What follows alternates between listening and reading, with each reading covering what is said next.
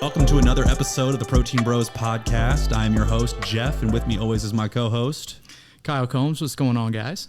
And today we have a very special guest, Melissa Gilmore. We're throwing the maiden name in today. Alrighty. If it says it like that on Facebook, I'm saying it like that out loud. Don't tell my husband because he still hates it. Oh, okay. Well, we all know what your real last name is now. It's Gilmore. I am a true Gilmore girl. And I will tell John that, it's all good. Everything's fine. We all know her as Melissa Gilmore. All right. So today is a very special day. We have our first female entrepreneur on the podcast. Can I get an applause button?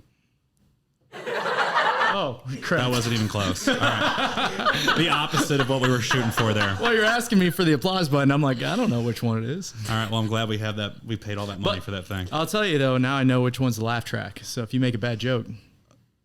Do it again. All right.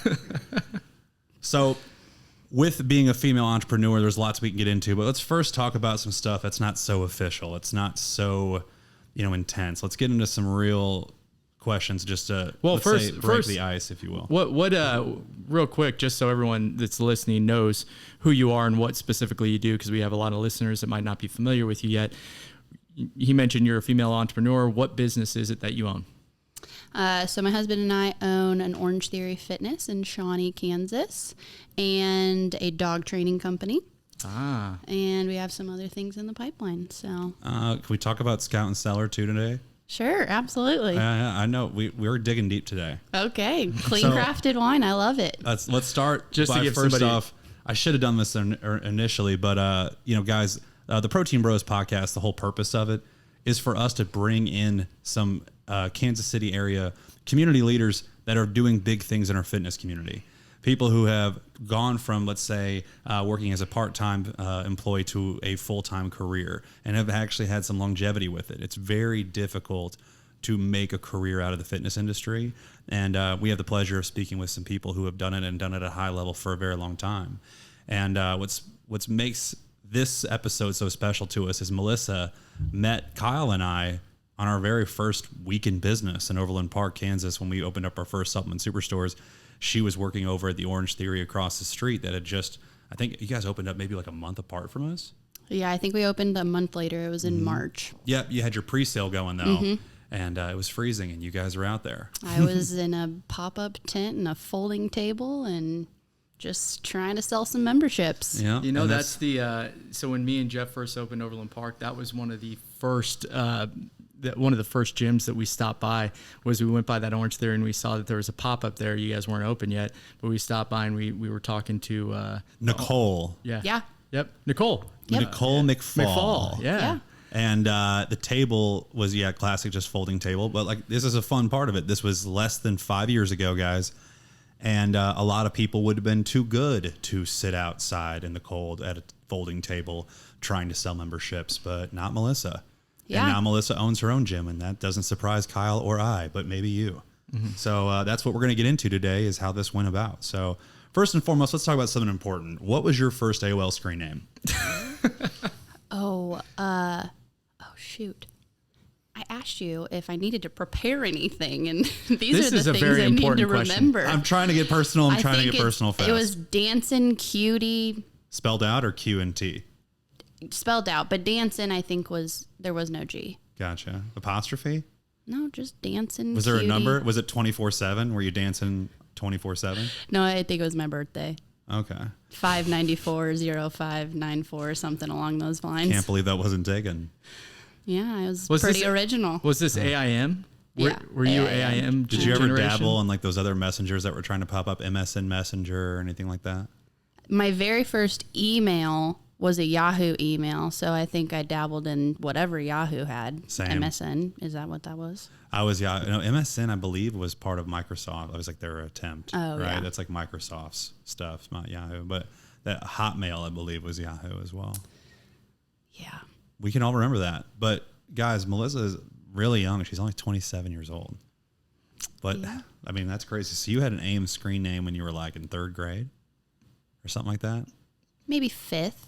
I was for sure not allowed on the computer, I remember. I mean, we still had a box computer. Yeah. I grew up with 5 TV channels. I didn't grow up with cable. Here's the question. I may be 27, but I am much more of an old soul than people realize. Are you the generation? So like for me, I didn't get to be on the internet without having to hit the dial-up until I was probably a 6th grader. I was using dial-up. So basically I couldn't get on the internet unless my phone lines were down. So my mom was always like, no, you can't get on the internet because I got to be... Dude, if you had like high-speed internet, and I mean, you're a year older than me, Kyle, so I'm talking like, I didn't get what I guess everybody referred to that as cable, like cable internet. Yeah. Which was like the fastest internet at the time. Like, oh, they've got cable. That wasn't until like I was like an 8th grader or something. I mean, I had a cell phone, I think, before I had faster internet. I remember my mom just being like, what are you even doing on the internet? I'm like, I talked to my friends, Mom. She's like, why don't you go over to their house? They live a block away from you. I'm like, I don't know, Mom, don't worry about it. Yeah, we did not grow up with cable until I was like a senior in high school. I was the person that had a phone at 16, 17 years old. Like, I didn't grow up as much as a lot of people my age probably did. Where are you from? Super conservative or... No, I did dance 24/7 though. Oh, that's awesome. What kind? Was it modern dance? Were you into like hip hop? What was your thing? Hip hop and tap were my favorite, but I did it all. So I danced all the way through high school into college, and then I danced at the University of Mississippi my freshman year. That is one of my questions. Mm-hmm. For all of you that don't know and just follow sports, the University of Mississippi is also known as Ole Miss. Yeah, that's the lane train. That's how we know it. Yeah, that's right. Oh, you're still a fan, no doubt. How'd they do last weekend? Well, we don't need to talk about that. I thought it was a big game. Wasn't it a really big game? Oh, it was a huge game. Did you go against a small school? The outcome was also huge. Yeah. Was that school you went against a big deal? Who was it that they played? Alabama. Oh, maybe they were a pretty big deal, huh? I'm just joking. I knew who they were playing. That was sad. Yeah. But people were giving him a chance. People were giving Ole Miss a chance. Oh, yeah. Lane dropped the mic like during his opening interview of the game and told us to grab some popcorn for the game. That's what he's doing. Yeah. That's his move. He did that at Tennessee. He did that at USC. But hey, he's getting some good recruits. Hopefully they're building something there. Yeah, we hope. So St. Charles, Missouri is where you're from. Yep. I only know this because I too am from St. Charles, also known as the Chuck. Shout out 636. Anyway. Heck yeah. I was just telling someone that. I was like, we're the only area that has 636. Everywhere else in St. Louis is 314. That's right. And ironically, my cell phone number starts with a 314. Oh, well, then you're not truly from the Chuck. That's true. I can say that. But there's a lot of monuments in St. Charles people may not know as far as like good places to eat, good places to drink, cool little like historical places like historic St. Charles. If you guys have ever heard of historical Main Street. That's around where Melissa and I grew up. What is the number one place you miss? What is like the place you have to go to when you go back? Oh, that's a good question. Probably just like historic Main Street and like the riverfront. That just because that was where my dance studio was at. So my parents' house and where they still live is like a mile up the road. So that's probably a lot of post dance like meals eaten there and so forth. Oh yeah, there used to be what is most people know as Panera. It for sure is St. Louis Bread Co. though. Mm-hmm. There was one down on Main Street, and that was like where we all grabbed lunch on our 14-hour Saturdays of dance, and that's where I grew up. And it's just Bread Co. If you're from St. Charles, no one calls it Panera or St. Louis Bread Company. It's just Bread Co. Yep. I didn't realize that till I lived in St. Louis, and I'm like, Bread Co. What the? What are even people talking about? What? So you grew up dancing. Obviously, that was a big part of your life. And then you went to Ole Miss and you danced at Ole Miss. What brought you to Kansas City?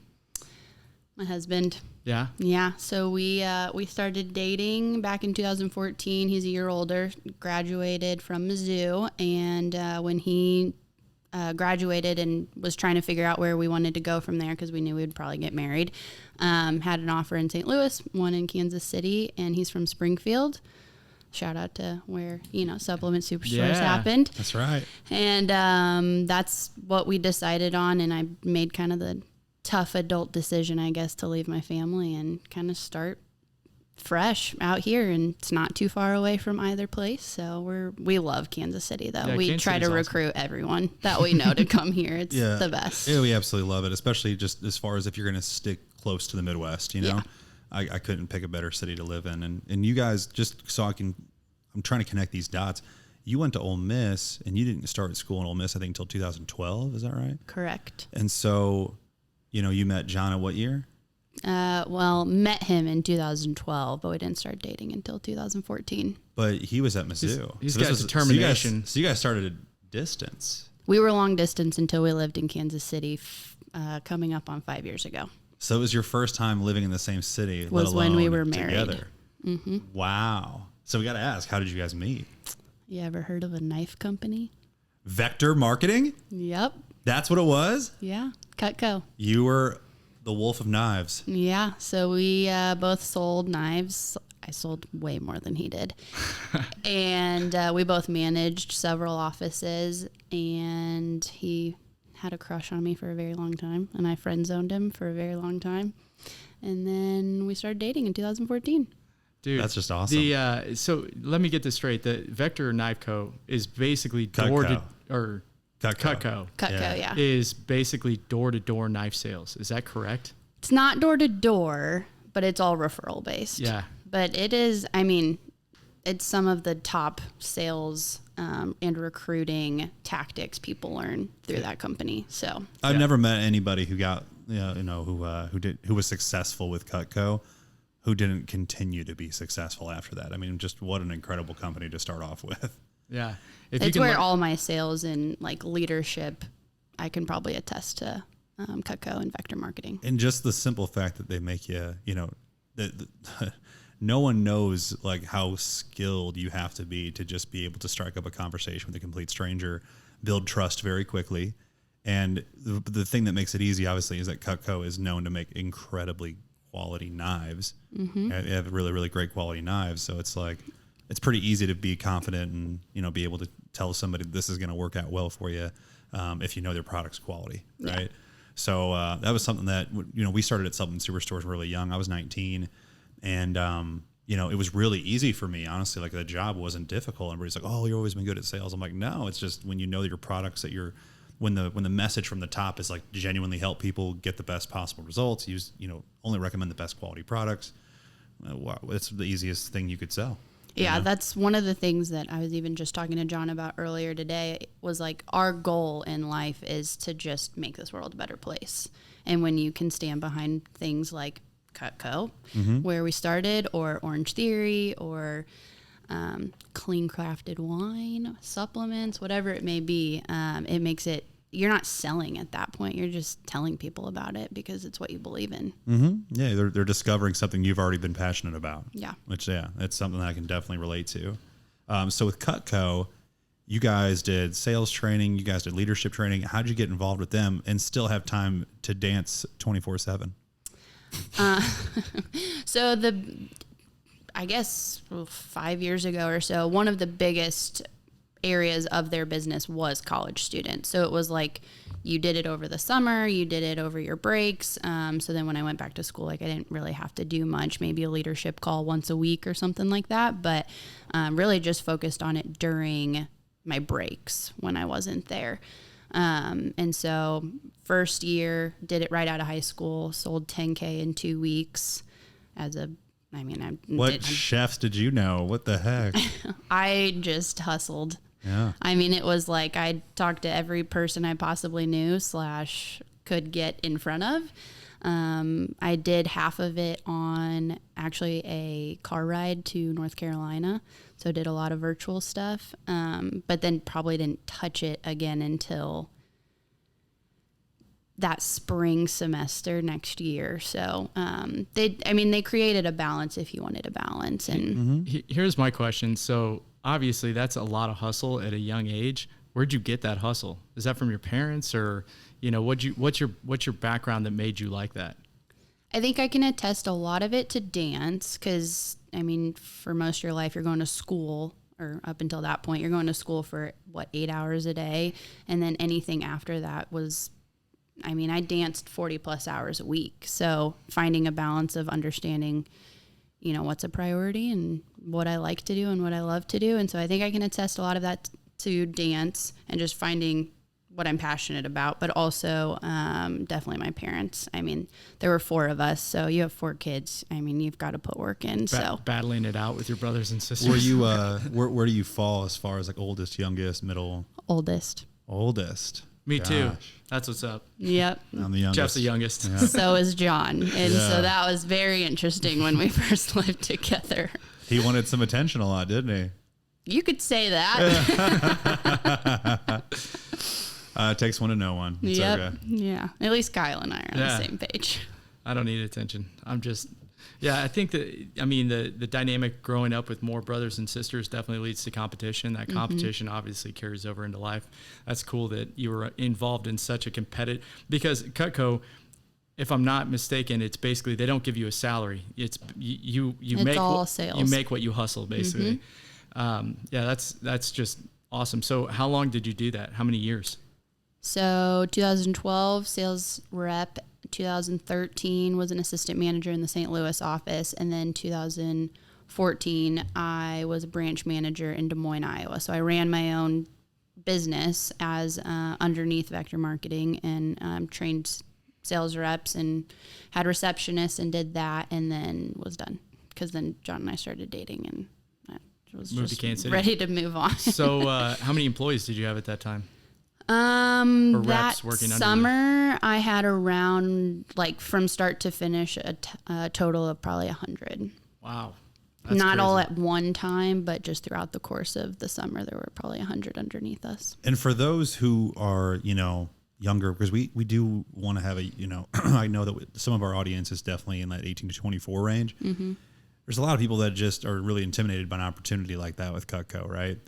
And, that kind of hustle is hard to find, I feel like, in that age range anymore. And, what's an example of, like, what was, like, the best, maybe it wasn't your guys' best summer or whatever, best, period of time, but what would be an example of, like, what a rep would make money-wise from selling knives? Like, somebody who did a damn good job, what could you expect to make? Well, when I did it, my summer, that 10K in 2 weeks, I made $2,000 in 2 weeks. So, I mean, you just do the math and you can multiply it by that. Obviously, there's management opportunity if you're hustling to lead a team of reps. They've kind of changed their structure a little bit with COVID, and so they do a lot of online stuff now. It's not necessarily person to person anymore. Mm-hmm. They do the big teams, like the big kind of like meetups and stuff still. Yeah, conferences I know and all that. They buy the top people some Rolexes, don't they? Yeah, Rolexes for some of the division managers. You can earn BMWs. It's unreal. I mean, I know everyone, can kind of dog network marketing sales type programs, but if you want to earn money, you've got to work for it. And yeah. You, and I would you think know why they dog those, and I would be one of the people that dog it as well, is purely because they're selling shit products, and especially in the supplement industry. Now, Cutco, obviously, good product. There's multiple good products that are in that. There's some of the beauty stuff. Yeah. I know a lot of women attest to a lot of the different MLMs that have like phenomenal quality as far as like what's that, like Roden and Fields. I know people say like the Monat brand, that everybody likes those a lot. But yeah, when it comes to like supplements, but yeah, any MLM is obviously a great team structure. It's all a great program. It's all, the more you follow it, the better you'll do. But it just starts with, do you believe in the product? The product, right? yeah. And you clearly believed in what you were using. Now, do you have Cutco knives in your house right now? Absolutely. We tell everyone to not put it on their registry, because if I see knives on your registry, I'm not going to be happy. I love it. I love it. Yeah, I mean, that's the thing is, there's I would say with network marketing, it's almost like social media has also made people lazier and opened themselves up to being made fun of, because it's like everybody has that one person from high school that hits you up like, hey, girlfriend, I haven't talked to you in, like 10 years, but what are you doing? Right. You want to sell some fiber in a glass or whatever the hell. They'll give you like at least 3 messages before they get to the point, typically. But you know what it's about, yeah. Because you weren't really friends with this person in high school. You haven't talked to him in 10 years, and there's only one place it's going, and that's straight to try and get you to buy some shit. Right. Oh, the products are so good. Why don't you just sell the products? Why you got to recruit me? Right. Yeah. I think though, what you were talking about, there's such a big difference in being able to network with people and make people respect you and sell a product that's good, and that kind of lazy stuff where, you know, they're messaging people on Facebook and whatever. So that's awesome. And I think for like Kife Co, for example, and then to back it up with Orangetheory, it was like, and I truly feel this way about anything I quote unquote sell, is like, I want to make a difference. I want to change your life. Mm-hmm. And so, I mean, Kife Co just made it easier for you to cook, made it easier for you to save money and cook at home. I mean, like, I could go on a list of things. And then with Orangetheory, you know, I'm changing people's lives just like you guys are in the supplement world. So, I mean, it's definitely, if you have something that you believe in, makes it a world of a difference. Let's get into Orangetheory a little bit because, you know, as far as your timeline goes, we were at Ole Miss.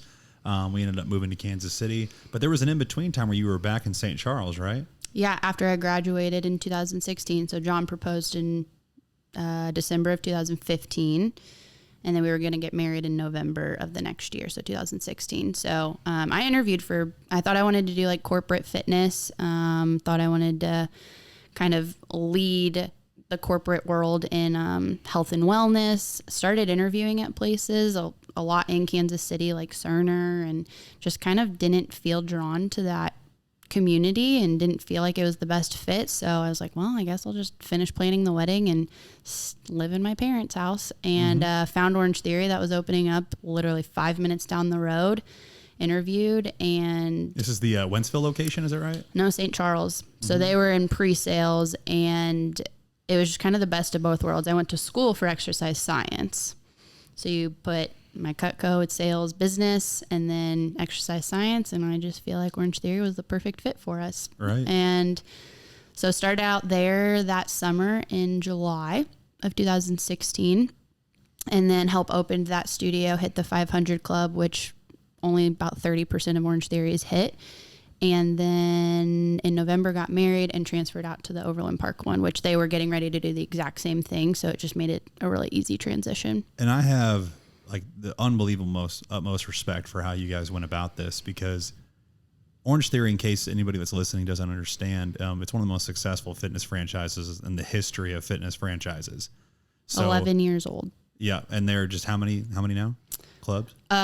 In the world, there's over 1,200. Tell us real quick, what is Orangetheory, and what basically makes it different than other group fitness class structures? Yeah, absolutely. So, I mean, it's a 1 hour full body workout, high intensity interval training. I know some people kind of get worried when you say high intensity because they feel like they can't do it, but we meet you where you're at. So, I mean, we have members that are over 70 years old, as young as 14. So anyone can do it.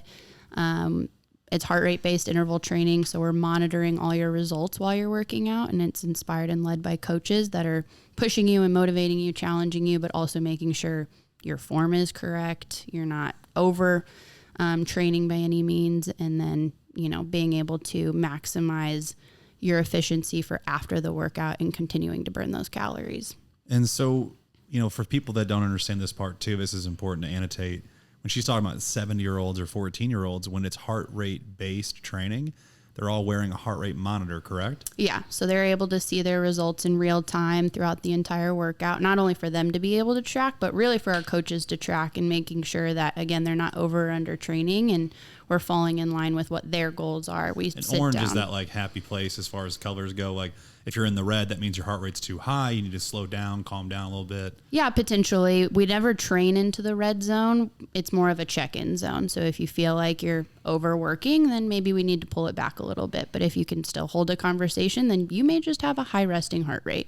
Right. And the orange zone, it is maximizing EPOC. Is that correct? Correct. Yeah. So once you hit 12 or more minutes in that orange or red zone, so 84% of your max heart rate, you'll create the EPOC. Yeah. So which is the best, it's where you're going to burn the most calories when you're doing any kind of exercise, is basically getting into that zone, which is what makes you guys so efficient at what you're doing. What does EPOC stand for, Kyle? It's basically talking about the speeding up of the use of oxygen post-workout, which it accelerates how many calories you're burning. Yep. Got you. So Orangetheory was the vessel in which that you decided, I'm going to start, you know, putting my effort towards this and see what I can do with it. And you were only 23, 22 when you started working there? 22 when I started working there as a sales associate. Yeah. And then 23 when I started managing the first one. And so, it just goes to show you what Melissa did was nothing crazy in this sense. And this is not to undermine what you did. Yeah. It's that a lot of people would take a job, an entry-level sales position job at a local, locally owned franchise and say to themselves like, oh, you know what, this is just a job. But you saw the potential. You saw that this was obviously a very much popular franchise and was skyrocketing in popularity. And you said, I'm going to learn every single thing there is to know about working at an Orangetheory so I can own my own one day. And it didn't take you very long, did it? Yeah, it definitely wasn't maybe the first thought I had of owning one. That came a little bit later. But yeah, I started as a sales associate, full/part-time. And then when I moved here to Kansas City, we opened the Overland Park one in March, started managing that in May. They gave you was it assistant manager right off the bat there? Yeah, so I was helping Nicole when she was there. And then she transitioned to another opportunity. So I started managing Overland Park in May. Got them up to the 500 club within the first 3 months, or next 3 months, started helping out with Olathe. My ownership group actually bought Olathe South, which is at 153rd. So there's 2 Olathe locations, correct? Correct. Yeah, 119th and Black Bob and 153rd by the Target and Home Depot. Wasn't really supposed to manage that one, but it kind of got put under my umbrella. And then Lee Summit started pre-sales in January of 2017. And that one just went bananas, right? Yeah, that one, when I got here, there were only 3 locations open, or 4, excuse me. And then, we crossed the river and Missouri just boomed when we went over that way. So my question, so you talked about hitting the 500 club, in multiple different locations that you were at. What would you say the number one reason, or what specifically can you attest to being the reason that you were able to do that in multiple locations? Do you think it was, for me, I noticed when I go to Orangetheory that it's really good as far as community goes. Is that the specific reason, or what how do you think that you were able to do that in multiple locations? Because that's pretty impressive. So the 500 club is typically given at the 30-day mark after being open. So we didn't hit it right with Overland Park, but we did hit it with Lee Summit, which that was my big goal. But one of the biggest things, and Ellen Latham, our founder of Orangetheory, attests to why Orangetheory has been so great over the last 11 years, is the community we have. This and putting the right people in the right places. So having the right coaches, having the right sales staff. My staff knows that I want you to know their faces. I want you to know their names. Anytime someone walks in, you stand up, you greet them. There should never be a moment that someone walks in our doors and we don't know who you are, why you're here, what you're looking to accomplish. Because you guys know this and you do it so well at Supplement Superstores. If you know why someone's walking in, or you get to know them and they're your best friends by the end of it, people don't quit family. So. Agreed. No, loyalty starts with trust in who you're talking to, and you Who guys said that, Dom? What's that? From Fast and Furious. Yeah. What did he actually say in that? Something about family. You got to do it in the Dom voice too. What did he say? Yeah. So that's one thing when I'm at Orangetheory, because I have suffered through many an Orangetheory class and just almost say it, Kyle. died. We've done it as a team. Supplement Superstores has shown up to Melissa's gym. How many splat points do you think that I got over Jeff? Over Jeff? Yeah. It's not a competition, but with me and him it is. Dude, this is easy, Shocking. guys. My heart rate goes up higher than Kyle's pretty quick. So when I put on my heart rate monitor, I'm it's orange. already in the orange. I just strap up and they're like, slow down, sir. They're like, sir, this is the warm up. What are you doing? Are you nervous? Are you excited? I need you to just go for a walk. That's what they say. No, but what I was going to say is you guys are so good at finding coaches that are awesome people and they're enthusiastic and they're bouncing off the walls and motivating everybody. Do you guys, is that something that you guys look for in the interview process, or do you find those people and basically create them? I definitely think one of the biggest parts is finding it in maximizing it. Yeah, what they already have. Yeah. 'Cause you can't buy drive, you can't buy personality. You either have it or you don't. So it's definitely something that we look for, just as like kind of what we call like the Gilmore umbrella and what we're doing. Like, we want you to be driven. We want you to want to grow and have opportunity. We truly believe that we're not, we don't want to just make you great at Orangetheory or great at being a dog trainer or whatever it may be that we're doing. We want to make you the best human, whether that's a father, whether that's a daughter, whether that's a wife, a husband, a girlfriend, boyfriend. We want to help you become the best version of yourself. And so, but we can't want that more than you want that. Yeah. Yeah, we always, the charisma aspect is something that's really hard to measure when you're interviewing somebody, but it is like you get into an interview with somebody, you're like, okay, this person has it. They're they have the it factor. Right. And then some people don't. We always say it's easier to hire somebody that's kind of cheesy and off the wall, enthusiastic, and try and turn them Reel down. them in. Yeah. Than it is to take somebody who's just like a slug of a person and get them to like be, hey man, you got to yell, this is a fitness environment. You got to yell at people. You got to be you're not just excited. sitting at a desk all day in your own cubicle. Like, you've got to have a presence. You have to have some type of outgoing personality. I don't care if you need to fake it till you make it, but if that's how you're going to interview with me, then how do I know that that's not how you're going to be at the front desk? So. Yeah. Oh, he found it. What is it? You don't turn your back on family, even when they do. Oh, there you go. I was like, that's not even that good. I mean, obviously the best Dom quote's about like, doesn't matter if you win. What is it like? Life's a quarter mile at a time. Yeah, life's yeah. It doesn't matter if you win by an inch or a mile. Winning's winning. Melissa, did you ever have an Eclipse or anything of that nature when you were growing up as a car? Oh, this is yours, isn't it? A Mitsubishi Eclipse is what we're trying to talk about with our listeners. They don't make them anymore, do they? No. Okay. I had friends that had them. There were some girls at my dance studio that got them for their first car, and I was like, "These are so cool." No, but my first car was an Audi A6. Oh, wow! It was also 2000. Is that Cutco money? My gosh. It was like a 2006.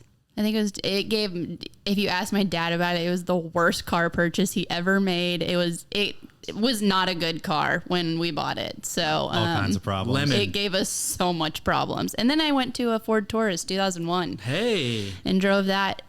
Well, my sister's still driving Was it like and an it's over. SSE or an SE, or was it just the Taurus? I don't even know the difference. I'm just pretending. Yeah, I don't know the difference either. Is that even the different trim levels? I don't know. I didn't know the Taurus had different levels. I had an ex-girlfriend who had a Taurus, and hers was pretty awesome. When we got to drive a Taurus, pretty good time. I think my first car was a 91 Pontiac Sunfire. Nobody doesn't know their first car, Kyle. You think it was a Pontiac I only Sunfire? drove this car for like 6 months, and I mowed lawns until I could buy a truck. Kyle, I was like, I'm not driving very, this piece of shit. Kyle with not a truck, Yeah. Kyle kind of was one of the surprising. characters off of Dazed and Confused in that movie. That's his high school experience. That's why he doesn't remember. That's an old joke, man. That's true too. I think John had a Sunfire too, with actual flames on the side. Whoa, So no, that's no, a Yes. Sunfire, at least a Firebird. You can't drive a Sunfire and be a guy. I think he did. I'll have to ask him. That's like Yeah, well, throwing mine was flames on a Cavalier. No. Mine was a Grand Prix. It's a Grand Prix. Yeah, you certainly didn't drive a Sunfire. Kim had a Sunfire. My wife had a Sunfire. That makes sense. Yeah, I mean, dude, they make cars for girls, and that was one of them.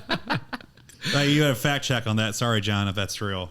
I apologize in Yeah, advance. I'll get back to you guys. I'll put it in the comment section. Okay, so this is important to annotate. You were at Orangetheory, and you're still there. You still own that, but you guys are venturing into other things now, which is awesome that you're getting into that spot because it's difficult to operate a business, especially one that is intense as people coming in every single day to the establishment like an Orangetheory. What do you attribute to being able to have more of a hands-off kind of operation right now? Like, how did you get to a point where you didn't have to check in every day and be there every day? I would say that probably happened really over the last 6 months. I mean, we opened the Shawnee location 93 days before COVID and shut down for 75. So the last year and a half has been a very interesting year and a half. But we've paid our staff through everything, and we, especially thanks to the support of KC community. But we also, again, I mean, even staff, like I don't view my staff as just people that clock in and clock out. You know, I sometimes see our staff more than I see John. And so finding the right people sometimes takes a few to get there. But over the last 6 months, I think it's just been really planting seeds of, hey, we do have other opportunities as the Gilmores, and that could create more opportunities for you guys.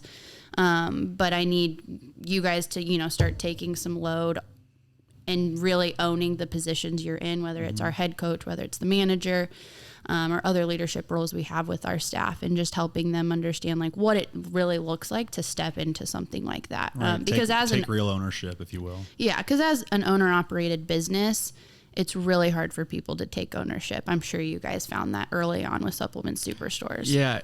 So one thing that was really hard for us was taking that step that you're talking about. Yeah. With pulling our hands out of basically every single, and for me, it was probably harder than for Jeff, because I came as being a district manager. I already had the background of basically having my hands in all the operational stuff. And so when we promoted Freddie, which, you know, Freddie, into a district manager role, I was like up his butt all the time. Cause I'm like, did you do this? Did you do that? You know, and it was like, you know what it takes. Yeah. And so, you know, and then also when you step back and you go, okay, now I need to work on bigger picture stuff.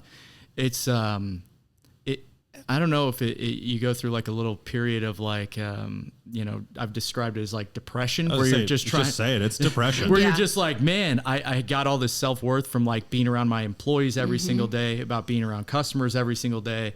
And then now I'm having to work more individually on these bigger picture things, which is important for our company to grow. But it can become an island. Yeah. The energy exchange that happens on a daily basis with your staff, working with people one-on-one, you know, you leave, you know, satisfied just because you know that you made a difference that day, and it's the immediate gratification of it. And then, like you were saying, being on an island, I felt like personally, for me, it was like, you know, now it's taking longer and longer and longer to see kind of like the fruit of your effort. And, you know, how old are you now, Luke? 22. When did you start working for us? How old?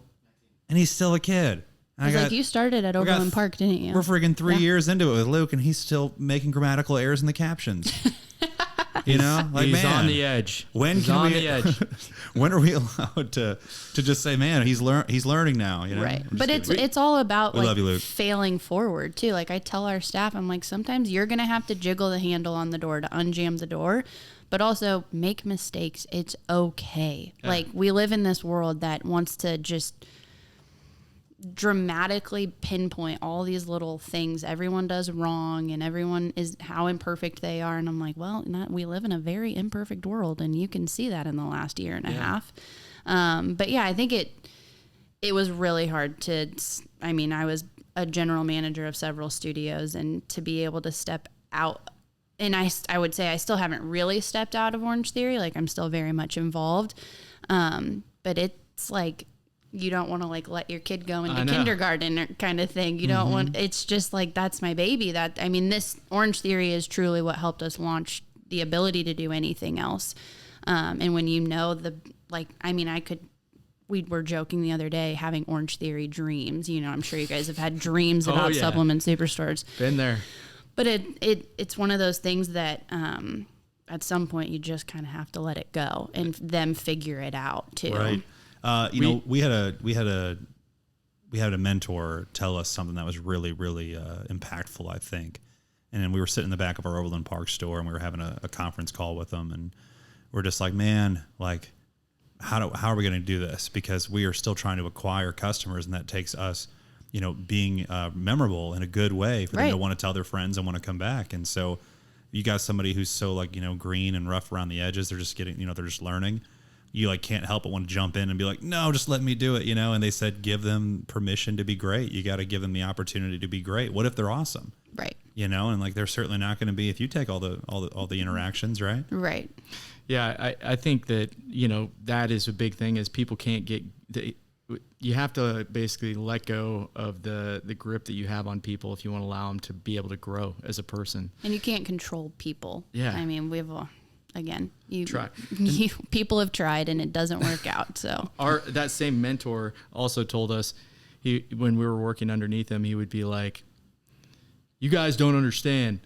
what I do, not fun. What you guys are doing in the stores talking to people is fun. And we used to be like, yeah, whatever, dude. You do whatever you want to do all day. That's what we thought. We thought, you just don't do anything all day. But that is not the case at all. People and now we don't tell that to our managers. We're like, you guys are living the best lives right now. You guys get to hang out with people, talk to people every day, take transactions, help people. You're selling protein and air conditioning and you're complaining? Right. But it takes going full circle to truly appreciate that. Yeah. I thought the same thing. You know, I'd look at owners that like weren't present in their studios. Like the owner I used to manage studios for, and he had 20, and I'm like, you just, I'm sorry, I keep hitting this. I'm really sorry. You're okay.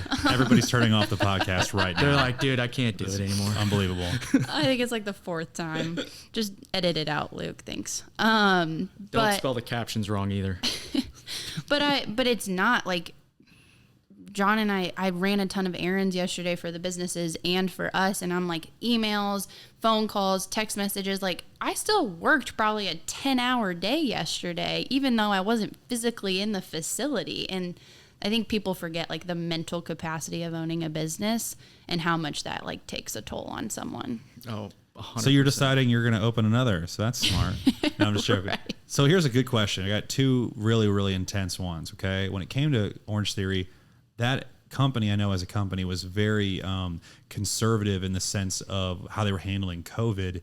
Conservative in the sense of like, maybe your local municipality said that you guys could take your masks off. But Orangetheory as a company was like, nope, we're going masks on as an entire company to have a united front. Mm-hmm. And so when other people, like we're next door to you guys and we're going masks off, talking to customers back to normal, you guys are like wearing visors on top of masks still. Yeah, staff were very ready to get those things off. And I mean, and unfortunately, the fortunate and unfortunate part is that we live on a state line. Like we're in Missouri right now, but the businesses in Kansas are able to do that. So the Orangetheory is in the area. It's been kind of a really interesting ride because we have Missouri studios that are still masked up, and then the Kansas studios that now don't have to be. But it was definitely a very interesting venture through COVID the last year because there were some things we just didn't have a say on.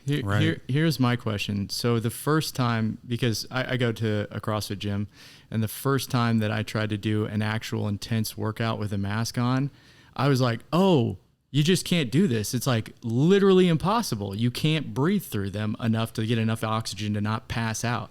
So how do you guys navigate that would be my question. Yeah. If you put a mask on Jeff and had him do an Orangetheory class, he'd die.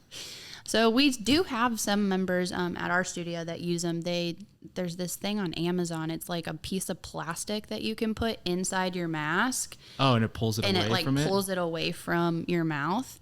And I mean, we just have to monitor their heart rate even more. We have to make sure, their base pace on the treadmill is one of those things. It's like, you may just not be where you were a year ago when you were working out without a mask. Like just giving them the permission, like we were talking about earlier, of it's okay to not be where you were. Yeah. And, your numbers are going to fluctuate, but you can still come in and get a decent workout. And at least you're moving your body and not sitting on the couch. Either way. Yeah. I mean, and you guys didn't even lose a ton of members from it, did you? Was it like pretty normal across the board? Was it like 20% or something? Yeah. So we're actually the only studio in the Kansas City metro area that have hit our pre-COVID numbers. Boom. Yeah. Congrats. And beyond. So, I mean, again, we were only open 90 days, so we didn't have like that big of a membership base as a lot of the studios around here have been open for a year to 5 years prior. But yeah, so we've kept them. So, I mean, they've, kind of hovered, but we haven't really dipped since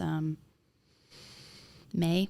Very cool. So we're moving into a new venture of some sort. I know you can't say the name of this business, but it involves children as well as fitness. Can I say that? Yeah. Brain, physical, and character development. Oh, very cool. Yeah. So I didn't know that part of the aspect of it too. How young can the kids be when they start? Walking. So 11 months or so. And then how did you guys get introduced to this business model? And this is a franchise as well, or did you guys come up with this? No, I'm not that creative. It is also a franchise and actually Orangetheory. So a lot of Orangetheory franchises or franchisees either that had already exited the business or were just looking for something new. I started seeing them pop up on our Facebook page and it's like there are way too many people doing this that there's something happening here. So we were actually in Jamaica, and I had John reach out, and next thing I knew, we were on a flight.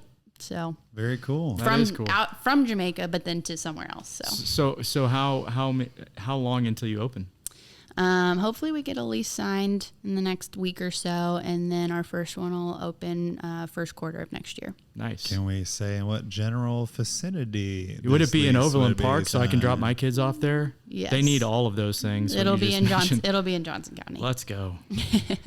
Exciting times. I just want to have a kid just so I can bring them. Here's my question. So we obviously are all three of us here are involved in franchises. Yeah. And there's a lot of positive to franchises, but there's also some downsides to franchises. Have you ever hit a point with Orangetheory where you've felt constrained? Frustrated because you couldn't be creative and do your own thing? I would say yes and no. So, I mean, we with our dog training company, that is not a franchise. So we've seen kind of both sides of things. I think with COVID, that was definitely something that I saw a lot of like frustrating factors, whether it was just like corporate didn't help us with anything really, or, the mask thing or whatever it may be. I will say the nice thing with franchises is that on the flip side, like you do have support from something, whether it's the support you're really looking for or not. But I'm not super creative. So the whole creativity side of things kind of helps me because I couldn't come up with half the things they come up with. You're an executor. You're basically good at creating culture. You're good at sales. You're good at executing. Well, that's the perfect. model. I mean, it's just the perfect franchisee. Yeah. I'm a great playbook follower. I don't need to write the plays. No, I'm like, why reinvent the wheel if the wheel's working? So, I mean, it's an Orangetheory. I've been a part of it for 5 years now, almost half of its life. So, I mean, now granted, the fitness industry in general in the last year and a half has kind of had to figure new things out, but we've definitely been appreciative for having the franchise we have. And people forget that Orangetheories are actually locally owned and operated, and all of them in Kansas City are. Yeah, it's a really, really cool because I know that guy down in Texas bought a ton, right? Or was he Florida? Texas.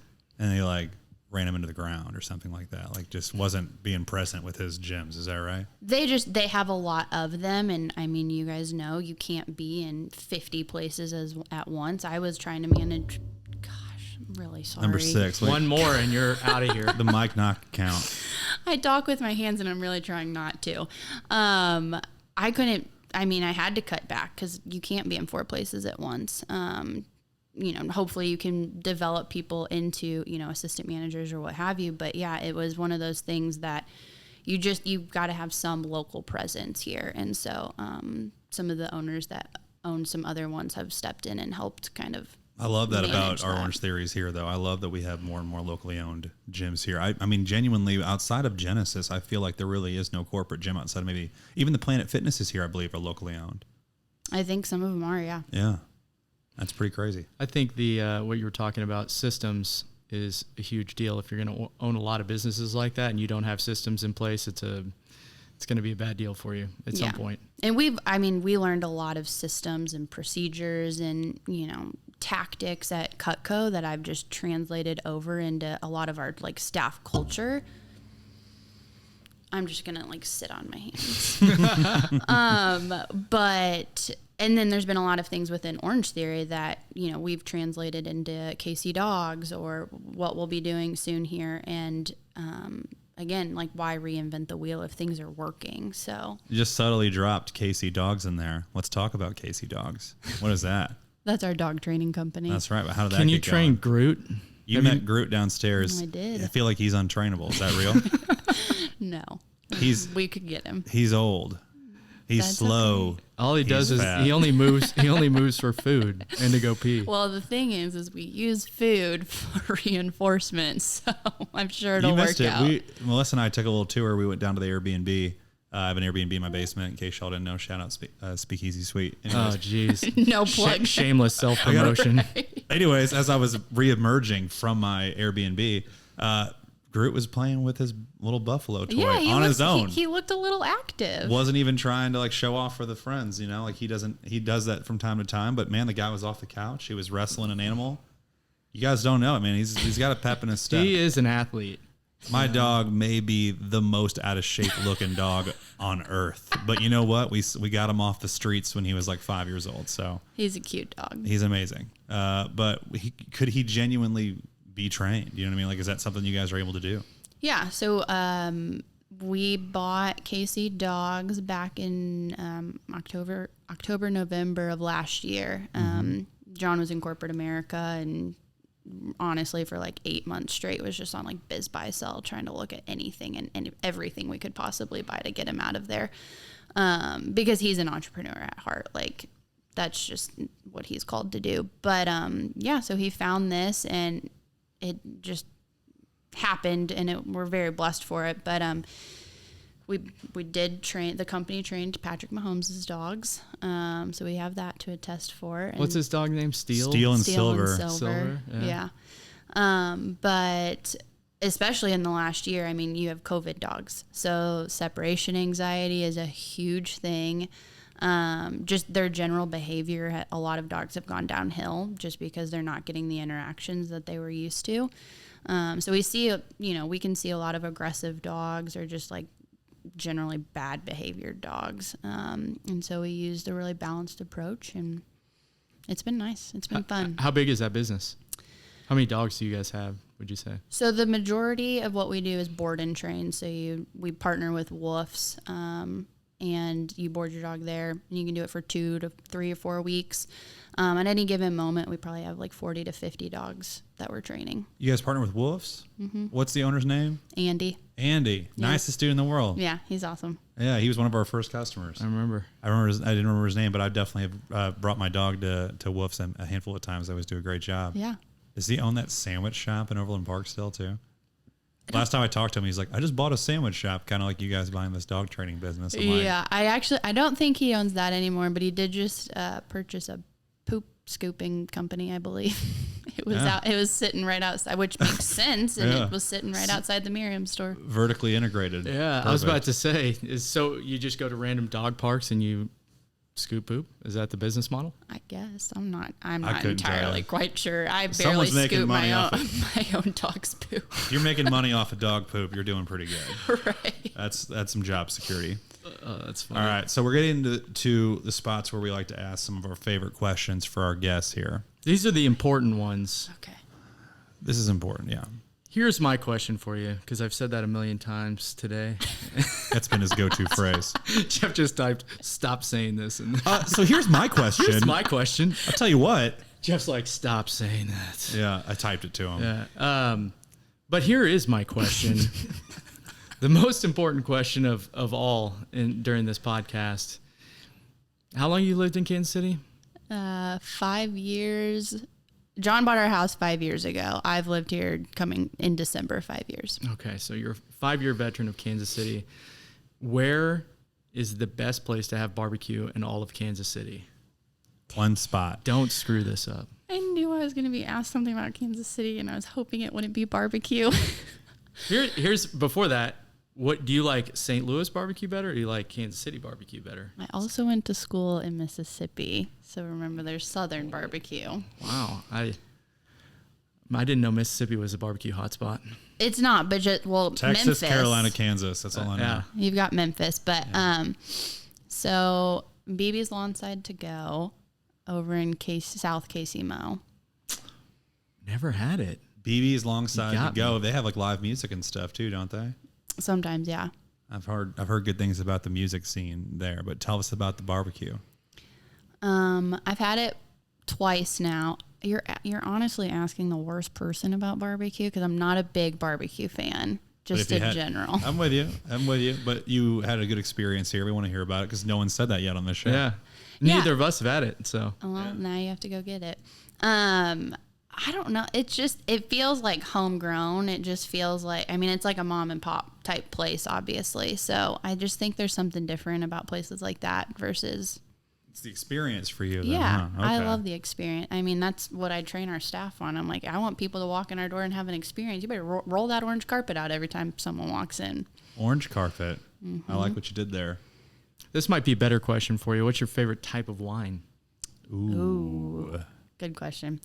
I definitely love bubbles. So give me some Prosecco, champagne, but like a Northwest Coast Pinot Noir. Oh, that's my favorite wine, Pinot Noir. Yeah. I'm not going to pretend like I know. But I did take a wine tasting class, and I got an A There you go. when I was in college. Yeah. My 22nd birthday was champagne night, Melissa, and a girl in my class took one of the tasting bottles and just literally whoop, dropped it in her backpack and was like, "We're drinking this after." And I was in bed by 11 p.m. There you go. What was the Passed out. so you took a wine class. What was like your just throwaway class in college? Well, okay, this is an amazing question because Missouri State, everybody's about to learn something that they didn't need to know. You all ready for this? Missouri State, 7-time national champions at handball. Ooh, that is true. If you don't know what handball is, it's racquetball with your hands. Yeah. And fun fact, those are all called racquetball courts. They're actually handball courts. That was first, and then racquetball came later. My teacher instructor was a Dr. something. I don't remember his last name, but he is like the Bill Belichick of handball. This guy, this guy literally has been coaching at Missouri State forever, and he's 7-time national champions. People come far and wide to play for this coach, and he does a handball class every year, and it just lined up with my schedule perfectly when I was a senior that like I had to take this class. And so That's awesome. The guy, like in your head, you're like, oh, it's a throwaway, right? Like we were saying. But Not when to you're him. not to that teacher. So I was playing handball constantly. And like we went out to like the park. There was like public park handball courts in Springfield, Missouri somehow. And I was playing with other guys that are on the team. And it was just like a joke. I'm like, where are you from? They're like, oh, Southern California. I'm like, why are you here? They're like, are you serious? Oh my gosh. Like our coach is this is Doc so-and-so. Like you needed to be here, And I was just like, dude, I cannot believe how much I didn't know about handball. But anyways, if you guys ever want to get down, I can still. Missouri State, when you'd go, all the courts were under the stadium, and you'd go down there, and it was just literally 20 courts filled up with people playing handball. That's it was just nuts. And it was like always full. Yeah. Yeah. You're like, oh, I didn't know people actually played this game. I mean, my like 70-year-old grandfather did when he was around. Great exercise now. Everybody is on the pickleball train. Yeah, that is very true. Seniors love pickleball. Over in like Meadowbrook, Overland Park, Prairie Village area, those pickleball courts are always full. Dude, it's like it's a huge craze. I mean, like people play till they're like 90 years old. What was your throwaway class? Scuba diving. Scuba diving. That's Sounds just cool. Super involved for being Yeah. a throwaway class. Well, I didn't think it was going to be as involved as it was, and it was I needed like one more class for my senior fall or spring semester, and I got scuba certified. Think about this, guys. Like we all have college degrees in here, right? Yeah. And so, I mean, I'm glad that I got it, but like, if we're talking just like, I can't I believe I used freaking none paid of for it. this. If we're going down the path of like, I can't believe I paid for this shit. I mean, I paid money to learn how to play handball, to graduate college. I still That have is a student sham. debt. Straight up sham. Because, yeah. What are we doing? When I think, I transferred out of JUCO into Missouri State with a bunch of credits, and me having to fight to get like my math, like my gen eds to be able to transfer. To count. That is a racket. It's just a racket. I'm like, oh, your basic math class is going to be better than what I took in my junior college. This is crap. Yeah. Yeah, but you know what? You can pay full price for handball. Yeah. So a credit hour of handball, by the way, guys, costs the same as a credit hour of philosophy. Calculus. Yeah. Right. So those credit hours are costing the same. That's just a real thing. Anyways, I mean, it's glad I got that piece of definitely- paper. Yeah, it's one of those things that I mean, looking at resumes, I shouldn't say I would care less if you have a college education, but it is one of those, like, I don't care who you are on a piece of paper, but if you can't have an interview with me and talk to me, there's something else you need to learn throughout life. Yeah, just it shows me that you finished what you started, which I think is Yeah, a humongous character absolutely. trait that I think people should really value more. is that, when you say you're going to do something, you do it. 100%. And you didn't start college to say, I'll just see how this goes. Right. You started college because you said you're going to get a degree. You were going to do something. So I definitely respect somebody who finished, but I will say that like the education that you got from it, I couldn't care less. I'd like to know about your experience in the field of what you studied. Right. A lot of people that we interview that have college experience, or that I talk to that has college or has a college degree, they come into the workforce with a little bit more pressure. They feel like they need to be making, 50 or 60K right out of college just to be able to pay back the massive amount of debt that they have in college.